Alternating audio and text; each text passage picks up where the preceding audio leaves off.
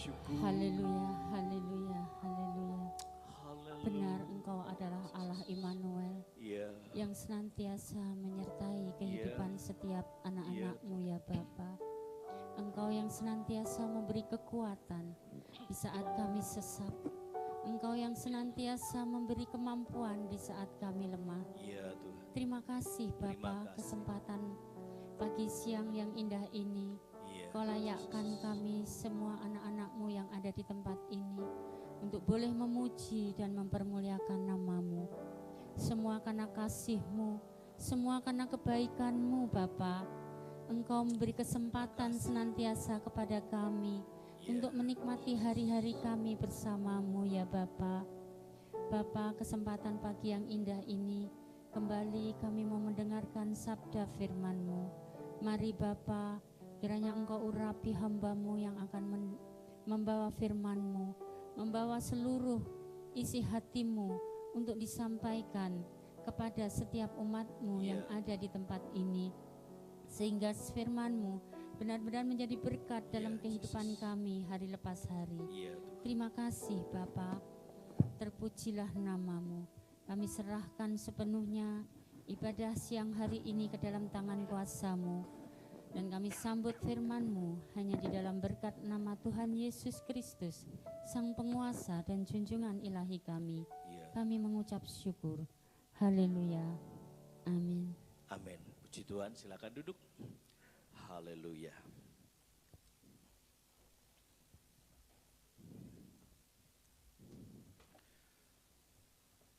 Puji nama Tuhan, Shalom. Kita patut bersyukur pada Tuhan saat ini bersama dengan seluruh umatnya boleh memperingati turunnya Roh Kudus 2000 tahun lebih yang lalu. Dan saat ini kita boleh bersama-sama ada di dalam rumah Tuhan. Baik saudara, kita akan lihat firman Allah dalam Kisah Para Rasul pasal yang kedua. Ayat yang pertama saya akan mulai membaca untuk saudara. Kisah Para Rasul pasal 2 ayat yang pertama. Ketika tiba hari Pentakosta, semua orang percaya berkumpul di satu tempat. Tiba-tiba turunlah dari langit suatu bunyi seperti tiupan angin keras yang memenuhi seluruh rumah di mana mereka duduk. Dan tampaklah kepada mereka lidah-lidah seperti nyala api yang bertebaran dan hinggap pada mereka masing-masing. Maka penuhlah mereka dengan Roh Kudus. Lalu mereka mulai berkata-kata dalam bahasa-bahasa yang lain, bahasa-bahasa lain seperti yang diberikan oleh Roh itu kepada mereka untuk mengatakannya. Waktu itu di Yerusalem diam orang-orang Yahudi yang saleh dari segala bangsa di bawah kolong langit. Amin. Sampai di sini dulu pembacaan kita. Saudara yang saya kasih dalam Tuhan, ayat yang kelima mengingatkan kepada kita sekalian, waktu itu di Yerusalem diam orang-orang Yahudi yang saleh dari segala bangsa di bawah kolong langit.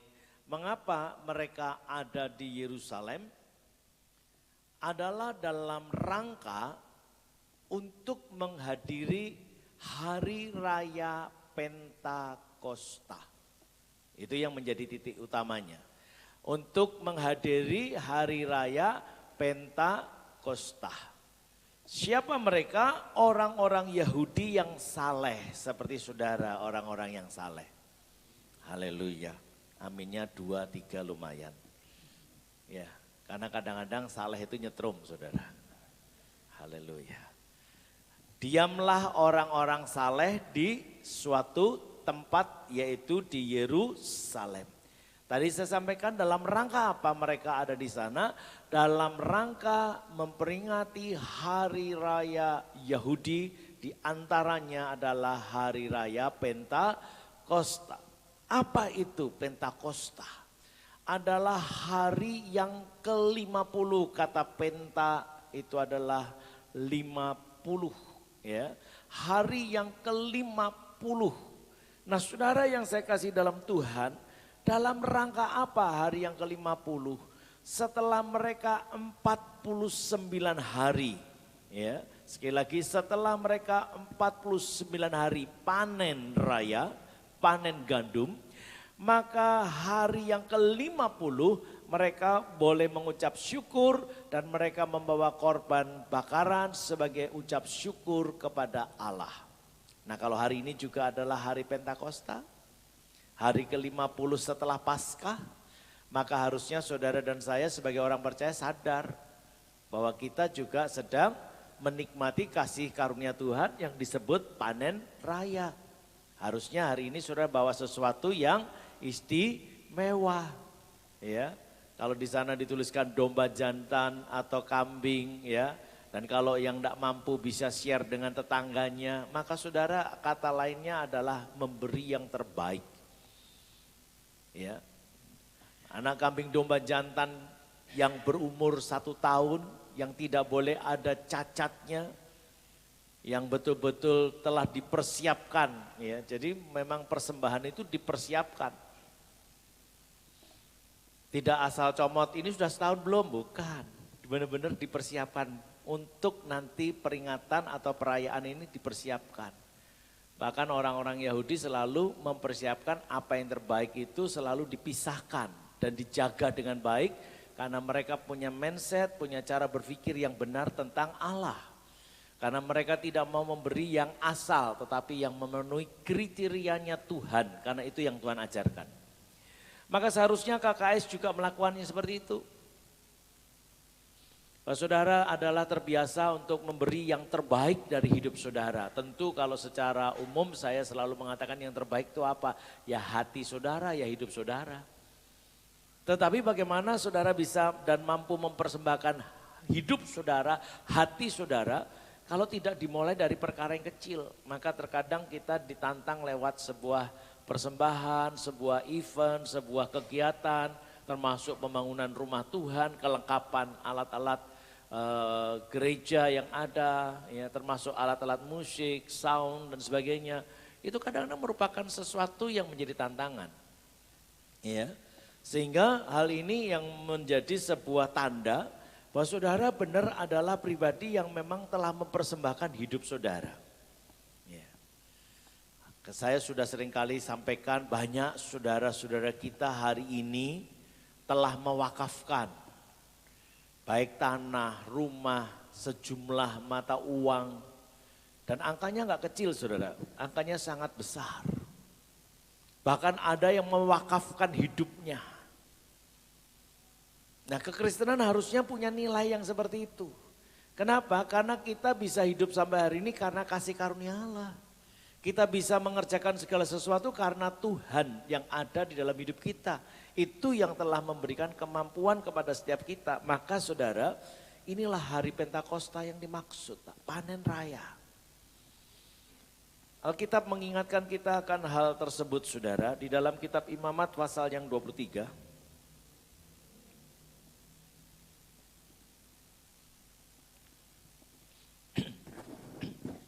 Imamat pasal 23 ayat 15, kemudian kamu harus menghitung. Mulai dari hari sesudah Sabat itu, yaitu waktu kamu membawa berkas persembahan unjukan, harus ada genap 7 minggu. Sampai pada hari sesudah Sabat yang ke-7, kamu harus hitung 50 hari. Lalu kamu harus mempersembahkan korban sajian yang baru kepada Tuhan. Ini yang Tuhan inginkan saudara, ya. Di dalam kitab Ulangan pasal 16 dikatakan ayatnya yang ke-10. Kemudian haruslah engkau merayakan hari raya 7 minggu bagi Tuhan Allahmu. Sekedar persembahan sukarela yang akan kau berikan sesuai dengan berkat. Sesuai dengan apa? Berkat yang diberikan atau yang diterima, ya.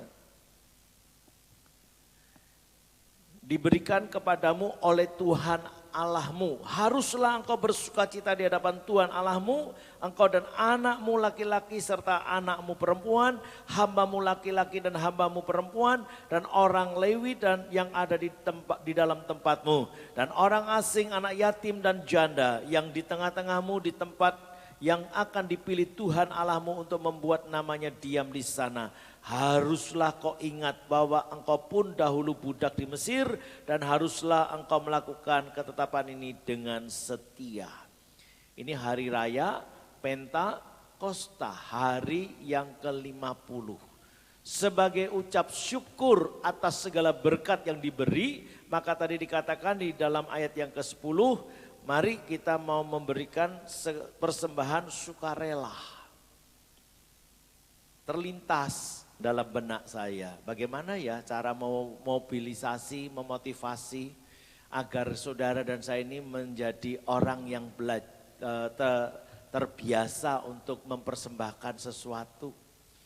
Harusnya hari Pentakosta ini ada kolekte khusus ya, ada ucap syukur khusus, harusnya. Tapi saya tidak lakukan itu, kenapa saudara? Karena saya lebih suka kalau saudara berbagi sesuatu atau memberi sesuatu kepada Tuhan lewat sesama manusia. Kalau kepada Tuhan dalam konteks kegerejawian adalah pekerjaan Tuhan, maka saya lebih suka kalau saudara sudah paham terlebih dahulu arti mengucap syukur. Persembahan yang saudara berikan itu benar-benar berguna dan bermanfaat dan saudara benar-benar akan menerima kembali daripada Tuhan dengan berlipat kali ganda, itu benar adanya. Tetapi karena mindset umat Tuhan pada hari-hari ini adalah kalau memberi itu mendapat pelipat gandaan, maka seringkali mindsetnya mindset kayak orang judi, seorang gambler gitu ya. Aku ngasih 100.000 aku dapat 1 juta, nah itu repot saudara. Maka saudara saya kadang-kadang bingung bagaimana ya cara menjelaskan. Maka saya bimbing saudara tanpa terkecuali dari hari ke hari pengenalan akan Tuhan. Yaitu saudara dan saya bisa ada, bisa hidup sampai hari ini semua karena kasih Tuhan. Gereja dalam hal ini saya secara pribadi maupun secara organisasi tidak pernah memaksa saudara untuk mengambil bagian dalam pekerjaan-pekerjaan Tuhan. Tetapi saudara bagaimana saudara kita melihat orang-orang saleh berkumpul dengan membawa korban, bakaran, ucap syukur kepada Tuhan atas apa yang mereka terima. Maka pengertian panen pada saat itu kalau diterjemahkan pada saat ini adalah sama halnya bahwa saudara dan saya hari ini hidup bukankah karena kasih karunia semata. Panen raya adalah panen yang diilustrasikan sukacita, kelimpahan, damai sejahtera, semua sehat, semua tak kurang satu apapun. Ketika keluar dalam berkat Tuhan, ketika masuk di dalam berkat Tuhan, ketika di perjalanan diberkati Tuhan, ketika saudara bekerja diberkati Tuhan, ini yang harusnya kita syukurkan kepada Tuhan. Nah saudara yang saya kasih itu hari Pentakosta, hari yang ke-50. Maka saudara pada saat itu berkumpullah orang-orang saleh yang ada di Yerusalem untuk memuji membesarkan nama Tuhan, beribadah dengan benar. Seperti saudara pada hari ini. Ya. Maka sekali lagi Pentakosta itu adalah hari yang ke-50 setelah panen raya. Hari 7 minggu ya, kali 7 49 hari. 1 minggu 7 hari, maka minggu yang ke-7 itu berarti adalah 49 hari. Maka hari yang ke-50 mereka mengucap syukur dan bertepatan dengan Paskah, dengan hari ini yang diperingati sebagai sekaligus turunnya Roh Kudus.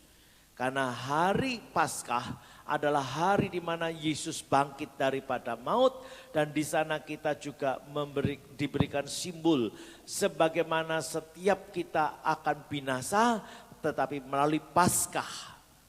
Paskah di zaman perjanjian lama, barang siapa yang tidak ada darah di ambang pintunya, maka ketika malaikat Tuhan pemusnah itu datang, maka semua anak laki-laki yang ada dalam rumah itu mati. Itulah tulah yang Tuhan berikan kepada Mesir. Tetapi semua yang ada lambang darah maka terselamatkan. Nah demikian juga Paskah pada kita adalah berbicara tentang korban, yaitu darah yang tercurah, darah anak domba yang kudus, yaitu Tuhan Yesus Kristus. Saudara dan saya bukankah telah ditebus olehnya? dan kita telah menjadi percaya olehnya, maka sekali lagi saudara, tanda itu harus nyata. Tanda itu harus konkret, bahwa saudara memang adalah milik Allah. Kalau saudara milik Allah, milik Tuhan, maka apapun yang diperkatakan Tuhan itulah yang akan dikerjakannya. Karena kalau saudara menjadi miliknya, tentu saudara bisa mengasihinya. Saudara akan mengasihi apa yang menjadi miliknya. Nah saudara yang saya kasih dalam Tuhan, dalam Yohanes pasal yang ke-15 ayat yang ke-9 dikatakan sebagai berikut. Seperti Bapa telah mengasihi aku, demikianlah juga aku telah mengasihi kamu. Tinggallah di dalam kasihku itu. Jikalau kamu menuruti perintahku, kamu akan tinggal di dalam kasihku, seperti aku menuruti perintah Bapakku dan tinggal di dalam kasihnya. Semuanya itu kukatakan kepadamu, supaya sukacitaku ada di dalam kamu, dan sukacitamu menjadi penuh. Inilah perintahku, yaitu supaya kamu saling apa? Mengasihi, seperti aku telah mengasihi kamu. Kalau saudara sudah merasakan akan kasih Kristus Yesus secara pribadi hari lepas hari, maka pada hari Pentakosta seperti ini adalah ucap syukur yang meluap-luap dalam hidup kita. Karena kita panen raya. Kalau dibuat alegorisnya panen raya artinya saudara dipelihara sampai kepada hari ini. Karena panen raya itu, panen gandum itu kan alat atau sarana untuk kehidupan, bukan? Itu yang menopang kelangsungan hidup. Nah saudara dan saya hari ini masih bisa hidup bukankah karena kasih Tuhan tadi. Itu sebabnya mari saudara kita mengucap syukur kepadanya atas apa yang telah Tuhan percayakan. Saudara dikasihi olehnya, maka seyogyanya saudara pun mengasihinya. Kalau saudara mengasihi Tuhan Yesus, maka saudara akan melakukan setiap perintahnya. Seperti Tuhan Yesus juga melakukan perintah Bapa. Nah maka dari itu saudara yang saya kasih dalam Tuhan, itulah pada hari Pentakosta semua orang percaya berkumpul di suatu tempat. Tidak terkecuali adalah para murid Tuhan. Ya. Pada saat hari Pentakosta, peringatan panen raya, hari yang ke-50 itu tadi. Maka dikatakan ayat yang kedua, tiba-tiba turunlah dari langit suatu bunyi seperti tiupan angin keras yang memenuhi seluruh rumah di mana mereka duduk. Dan tampaklah terlihat oleh mata mereka. Tampaklah kepada mereka lidah-lidah seperti nyala api yang bertebaran dan hinggap pada mereka masing-masing. Maka ada gambaran atau ilustrasi di hiasan yang dibuat oleh Pak Wito, gambar daripada api yang menyala. Di sana ada merpati yang juga menggambarkan peran hadirnya Roh Kudus. Api yang dimaksud di sini dengan burung merpati adalah sama visualisasi daripada Roh Kudus. Nah saudara yang saya kasih dalam Tuhan, pada hari Pentakosta, tiba-tiba turunlah Roh Kudus. Jadi Pentakosta itu jangan dijawab seperti lazimnya banyak orang. Dan kalau saudara searching di Google pun semuanya jawabannya sama. Hari Pentakosta adalah hari turunnya Roh Kudus. Salah. Pentakosta itu adalah hari kesukaan karena baru saja panen raya. Hari turunnya Roh Kudus yang bertepatan dengan hari Pentakosta, itu pemahamannya. Nah, kenapa Tuhan mengambil momen itu? Karena orang yang panen itu sukacita, bukan? Halo? Dapat rezeki sukacita enggak? Dagangan laris sukacita enggak? Berkat melimpah sukacita enggak? Itu meluap-luap sukacitanya. Bahkan ketika banyak rezeki, banyak berkat yang melimpah seperti itu, mindset kita, pikiran kita langsung, wah ini untuk apa, untuk apa, untuk apa. Oh, 1, bayar utang, 2, beli rumah, 3, beli mobil, 4, beli ini, beli itu dan seterusnya. Wow, pokoknya meledak-ledak saudara. Nah demikian juga, Tuhan menggunakan momen Pentakosta menjadi turunnya Roh Kudus. Karena di sana memberikan gambar yang konkret. Hadirnya Roh Kudus yaitu sebagai Parakletos, penghibur, penolong, Parakletos. Ya, maka saudara, orang yang didiami atau dipenuhi Roh Kudus, dibaptis Roh Kudus, maka ada sukacita seperti orang yang panen raya. Ini enggak secara kebetulan, tapi ini ada satu faham. Tuhan bisa saja buat turunnya Roh Kudus sehari setelah dia naik ke surga, bisa kan?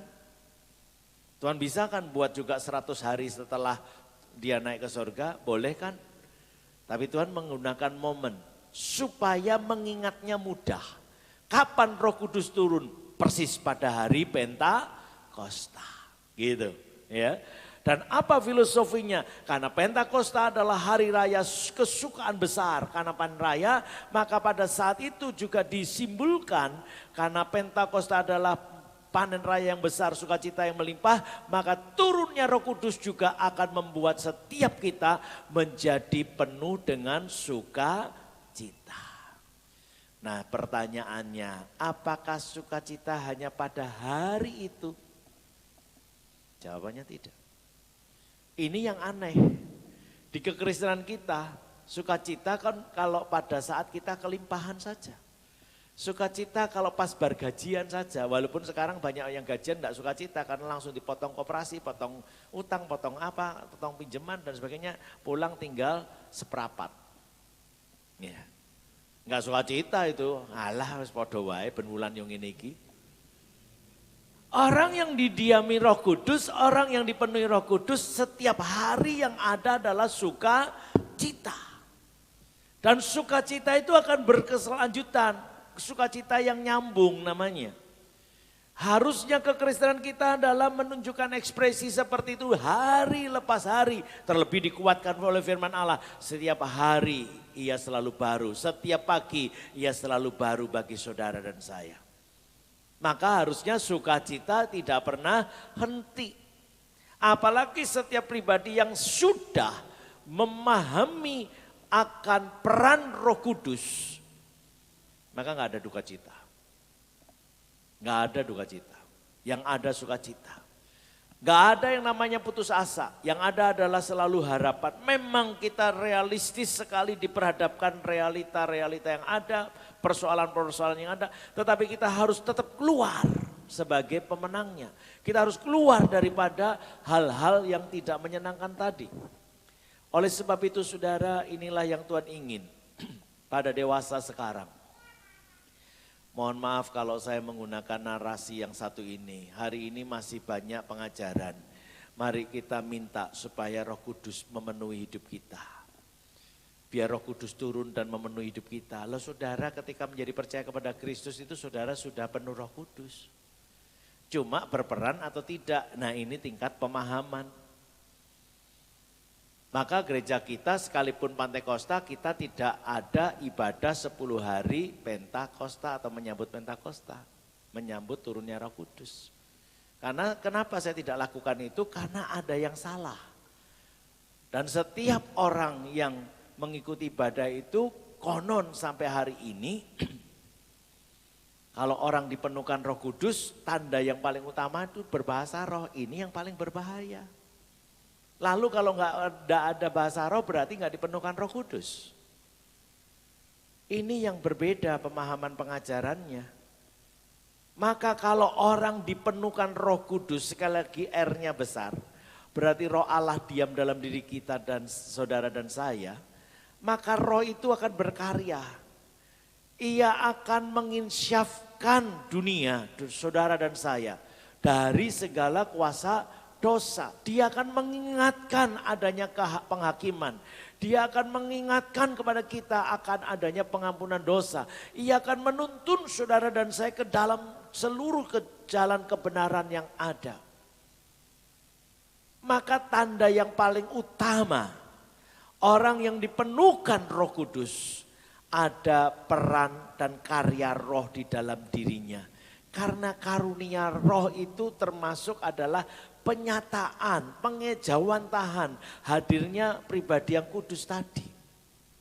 Ia menyatakan dirinya dalam bentuk bahasa roh. Ia menyatakan dirinya dalam bentuk mujizat. Ia menyatakan dirinya dalam perkataan-perkataan hikmat, perkataan pengetahuan, dan sebagainya. Maka kalau gereja Tuhan khususnya aliran Pentakosta, ketika memperingati akan hari Pentakosta atau turunnya Roh Kudus tadi, seringkali identik dikejarnya itu. Padahal buat saya, kalau orang dipenuhkan Roh Kudus, tandanya yang satu ini, saudara. Galatia pasal 5 ayat yang ke-22. Mari kita baca bersama. Galatia 5 ayat 22 dan 23. 23. Tetapi buah roh ialah, R-nya besar ya di sana ya. Buah roh ialah kasih, sukacita, damai sejahtera, terus kesabaran, terus kemurahan, kebaikan, kesetiaan, kelemah lembutan, penguasaan diri. Ya. Buah roh itu sangat jelas. Dan itu tanda orang yang dipenuhi oleh Roh Kudus. Orang bisa glosolali, bisa bahasa roh, tapi selesai ibadah kok maki-maki orang. Itu bukan buah roh. Masih bisa ngerasani, masih bisa gosipin, masih bisa fitnah, masih bisa bikin ulah macam-macam. Itu bukan orang yang dipenuhkan oleh Roh Kudus. Orang yang dipenuhkan Roh Kudus maka tandanya jelas yaitu buah roh. Dan ini meneguhkan pada kekinian kita di mana firman Allah dalam Yohanes pasal 15 tadi diingatkan begini. Ayat yang kelima. Akulah pokok anggur dan kamulah ranting-rantingnya. Barang siapa tinggal di dalam aku dan aku di dalam dia, ia berbuah banyak, sebab di luar aku kamu tidak dapat berbuat apa-apa. Kita pahami dulu. Banyak orang, anak muda khususnya, yang cerdas, yang cendekiawan, seringkali mengatakan saintik, selalu mengatakan bahwa saya tanpa Tuhan bisa melakukan. Saya mau katakan sekali lagi, tanpa Tuhan saudara tidak bisa melakukan apa-apa. Karena kehidupan itu sendiri menunjukkan hadirnya Tuhan dalam diri seseorang. Karena dia hidup dan sang hidup itu yang hidup dalam hidup kita, sehingga kita menjadi makhluk hidup. Itu Tuhan. Itu Tuhan. Buktinya ketika roh itu kembali, manusia bisa hidup? Enggak. Jadi makhluk mati. Betul atau benar? Benar dan betul. Ya. Kalau saudara dan saya hidup karena ada pribadi yang hidup, yaitu Tuhan. Yang mendiami dalam hidup kita.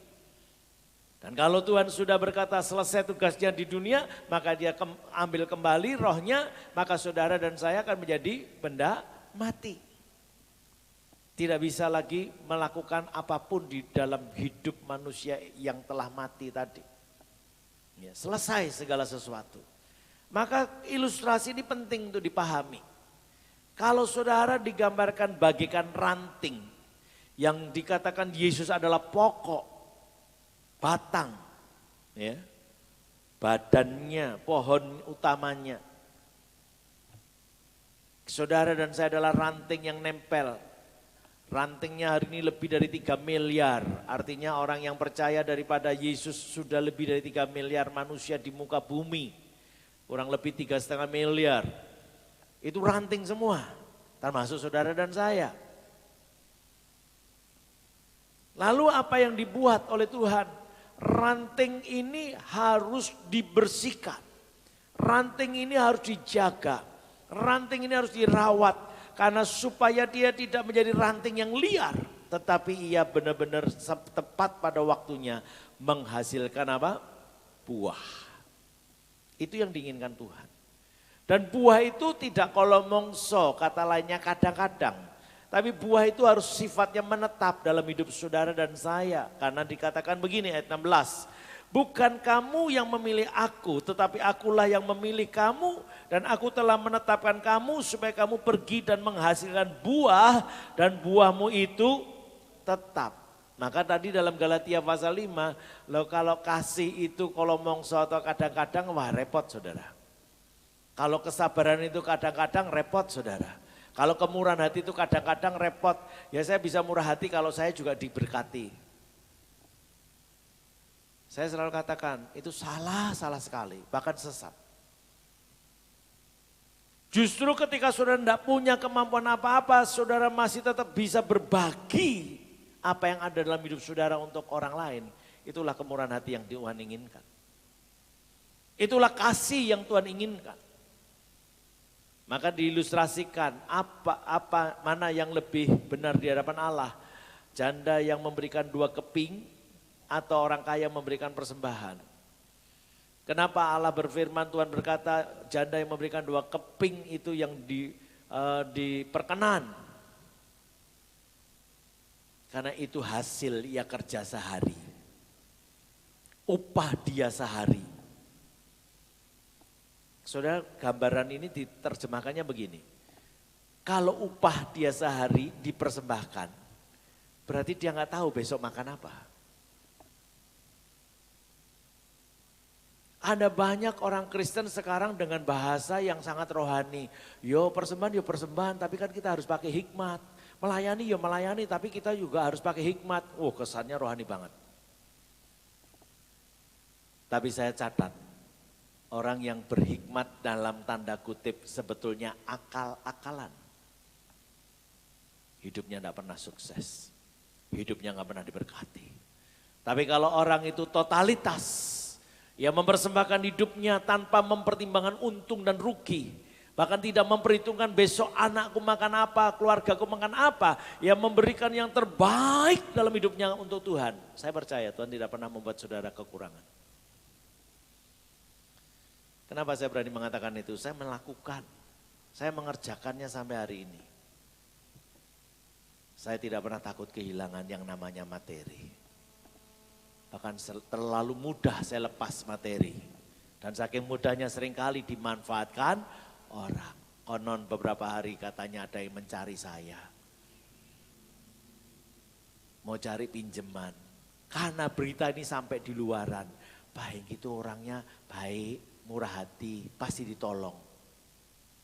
Nah ini hati-hati saudara. Jangan sampai juga kita salah memberikan didikan kepada sesama kita. Tetapi kata murah hati ini enggak boleh menjadi sebuah program. Buah roh itu bukan sebuah event. Tapi buah roh itu adalah bagian hidup yang melekat. Yang sehari-hari terekspresi dalam kehidupan kita tanpa terkecuali dalam keadaan apapun. Dalam keadaan apapun, ketika kita sedang dimaki-maki orang, kita hanya berkata puji Tuhan. Baik Bapak, baik Ibu, saya akan perhatikan apa yang menjadi keberatan.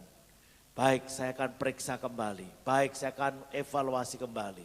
Itu kerendahan hati. Dan orang yang seperti ini dibela Tuhan. Dibela sama Tuhan. Nah kalau saudara nggak pernah praktek ya nggak pernah tahu benar enggak pembelaannya. Kerjakan, pasti dibela Tuhan kok. Kerjakan. Dan itulah yang membuat saya tetap bisa menjadi pelayan Tuhan, tetap mengasihi Tuhan. Bahkan semakin hari progres mengasihinya itu harus semakin nyata. Harus semakin nyata. Makanya saya bingung juga kadang-kadang kalau kita klaim sebagai orang saleh, inilah kesalahan kita dipertanyakan. Kalau pelayanan saja bisa terabaikan, gimana ya kita mengatakan diri seorang yang mengasihi Allah. Ibadah saja bisa terlambat dan akhirnya nggak bisa masuk ibadah. Bagaimana saudara bisa klaim sebagai orang yang benar mengasihi Tuhan? Susah. Maka nggak heran kalau hidupnya tetap compang-camping. Nggak heran. Maka ketika protokol iman ini dijalankan, dikerjakan dengan sungguh-sungguh, saya bersyukur. Pak saudara semakin hari berarti semakin meningkat. Nanti ada tahapan berikutnya saudara. Yang lebih ekstrim lagi bertuhannya menjelang hari Tuhan nanti. Karena kita nggak ada lagi kesempatan untuk berdiskusi, yang ada adalah sebuah keputusan. Kalau diskusi kan berarti ada rentang waktu, masih ada kesempatan, dialog dan sebagainya. Padahal kalau kita diperhadapkan sesuatu yang hari itu juga, detik itu juga mengambil keputusan, maka orang Kristen khususnya KKS harus siap memberikan jawab. Harus berani mengambil keputusan tanpa lagi berpikir untung rugi. Nah itu sebabnya perlu dilatih. Ya, perlu dilatih. Tadi saya katakan harusnya hari Pentakosta begini semua setiap pribadi membawa ucapan syukur secara khusus. Ya. Yang habis beli mobil bawa rodanya. Yang habis bangun rumah atau beli rumah bawa semennya gitu ya. Oh gereja orang butuh semen, ya sudah dikur saja berapa 1000 sak, ya 1000 kali 40.000 kan gampang hitungnya.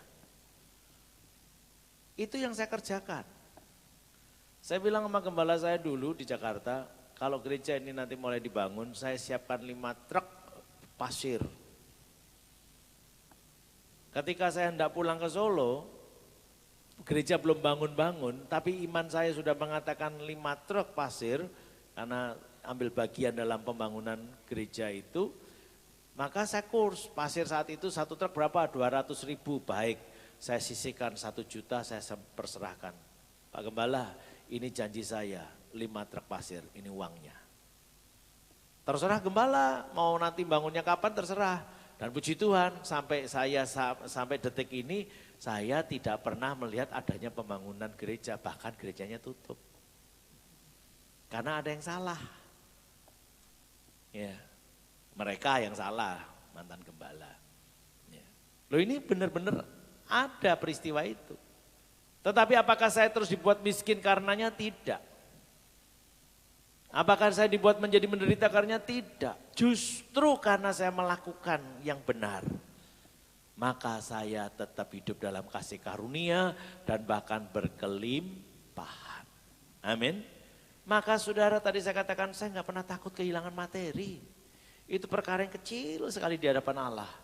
Yang saya takut hanya satu, saya kehilangan keselamatan. Itu aja. Yang lain nggak pernah saya takutin. Ya. Maka dari itu saudara yang saya kasih dalam Tuhan, kalau saudara dan saya nempel pada pokok anggur, jangan pernah takut. Pasti saudara akan dapat suplai makanan. Pasti saudara akan mendapatkan pembelaan. Pasti Tuhan akan menyediakan apa yang menjadi keperluan hidup saudara.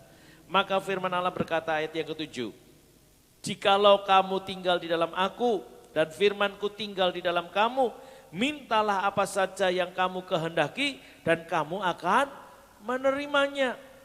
Nah orang Kristen pada umumnya ngambil bagian yang B saja. Mintalah apa saja yang kamu kehendaki dan kamu akan menerimanya, itu diklaim. Loh Tuhan saya kan sudah seperti yang firman-Mu katakan, mintalah, saya sudah minta. Kok nggak pernah terjadi? Lah saudara lupa, ada ayat di atasnya. Jikalau kamu tinggal di dalam aku, kata aku Tuhan. Kalau bicara Tuhan adalah kebenaran. Kalau saudara diam di dalam kebenaran dan kebenaran ada di dalam hidup saudara, baru minta apa saja. Nah kadang-kadang merasanya sudah benar, tapi itulah kebenaran menurut dirinya sendiri, bukan kebenaran menurut kehendaknya Allah. Maka gak heran kalau kita berdoa kayak apapun tidak terrealisasi. Ini yang perlu kita evaluasi. Ya. Sekali lagi saudara yang saya kasih dalam Tuhan, pada hari Pentakosta, kumpullah orang saleh di Yerusalem. Mereka datang berbakti, datang membawa korban syukur atas panen raya yang mereka lakukan selama 49 hari. Maka hari yang ke-50 mereka datang ke rumah Tuhan untuk mengucap syukur. Berkumpullah orang-orang Yahudi, orang-orang yang saleh saat itu untuk merayakan hari Pentakosta. Tepat pada hari yang ke-50 yang disebut hari Pentakosta tadi, turunlah Roh Kudus. Roh Kudus yang memperbarui kehidupan para murid khususnya, mereka yang lemah dikuatkan, mereka yang penakut diberikan keberanian, dan seterusnya. Maka dari itu saudara yang saya kasih dalam Tuhan, mari kita rasakan apa yang Tuhan buat dan lakukan terhadap kehidupan saudara. Hari Rabu mendatang pemulihannya adalah Roh Kudus telah memulihkan aku. Ya. Apa yang dipulihkan nanti kita dengar firman-Nya ya. Nanti hari Rabu dalam ibadah pemulihan. Ya. Nah karenanya sekali lagi saudara, mari kita bersyukur kalau kita diberi kesempatan yang baik oleh Tuhan untuk memperingati satu hari Pentakosta. Mengapa hari Pentakosta diperingati? Karena ini hari yang dimana bahasa sederhananya adalah panen raya, tetapi ada yang lebih dalam lagi, yaitu pembebasan daripada perbudakan. Orang Israel keluar dari Mesir, ya. Hari Pentakosta adalah 50 hari setelah hari Paskah, kebangkitan Tuhan. Kematian tidak ada lagi karena ada darah di pintu rumah orang Yahudi.